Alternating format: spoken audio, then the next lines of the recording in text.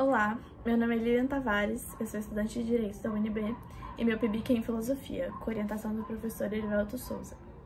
O título é Qual o Humanismo para os Direitos Humanos? Uma genealogia da noção de dignidade humana, e o objetivo foi tentar compreender melhor a utilização dessa ideia de dignidade humana, considerando que ela é vista como um princípio fundamental dos direitos humanos e também do ordenamento jurídico como um todo, mas que em si não é estudada, e sim tomada como uma premissa.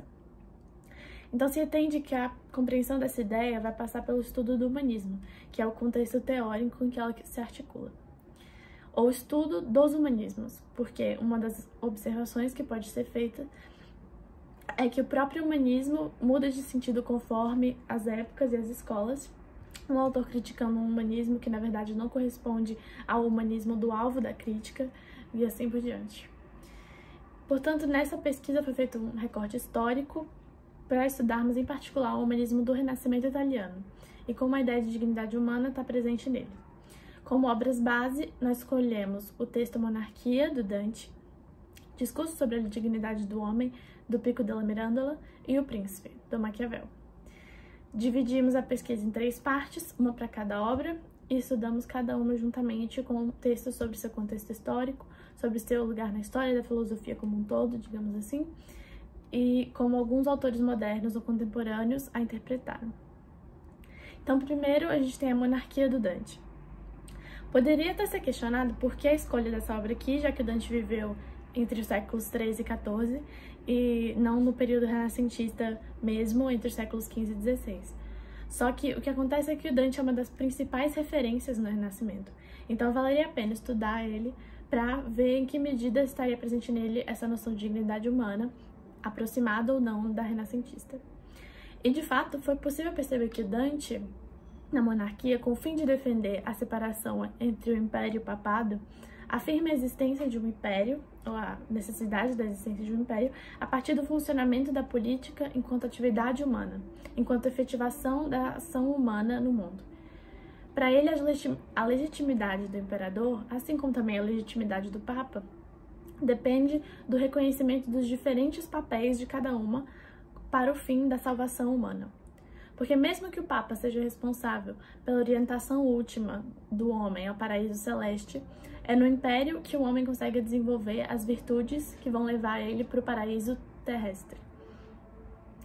Por isso é possível enxergar aqui uma dignidade humana que se afirma a partir de uma dignidade política ou cívica, enquanto capaz de fazer a humanidade se desenvolver por si mesma na ação política.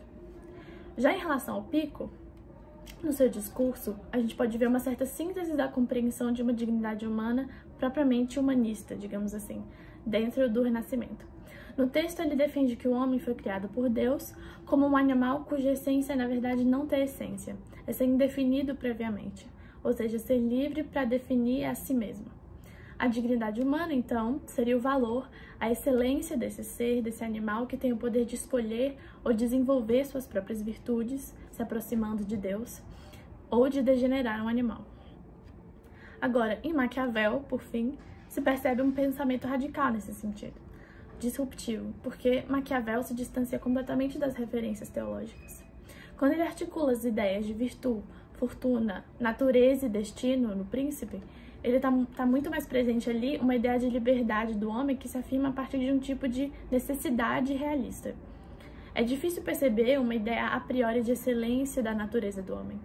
Para o Maquiavel, o homem é colocado num mundo totalmente contingente, em que ele é obrigado a usar de sua liberdade, usar sua razão e também suas paixões, seus instintos animais, para tentar definir seu próprio destino.